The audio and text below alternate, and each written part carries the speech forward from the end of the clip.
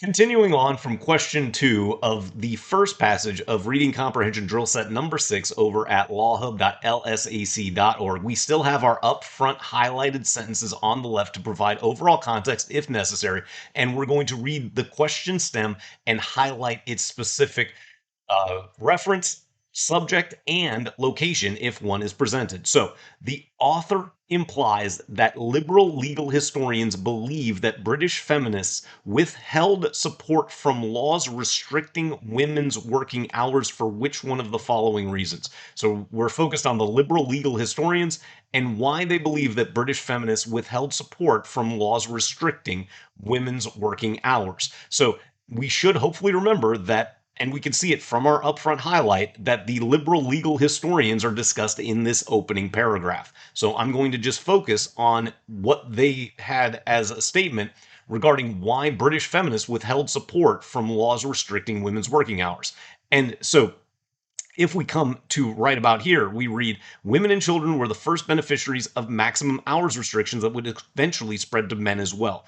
British feminists, according to these scholars, could not afford to seem to favor these special laws for women because their single-minded campaign for women's suffrage relied so heavily on arguments derived from 18th century theories of individual rights and equality. It's all in here. You could use this different orange color to set off this specific relevant information for just this question, knowing that we still keep our yellow highlights for our upfront main idea highlighted sentences if we need them for a question down the line. So we know that the correct answer is to say they basically didn't want to sacrifice their arguments for suffrage. So starting with choice A, the feminists felt that society would not benefit from such laws until such laws were drafted to include everyone who worked. Well, no, the feminists didn't want to seem like they were favoring the law. So they weren't saying that it needs to go to everyone. They were actually not supporting the law. So A is really an information reversal. Then choice B,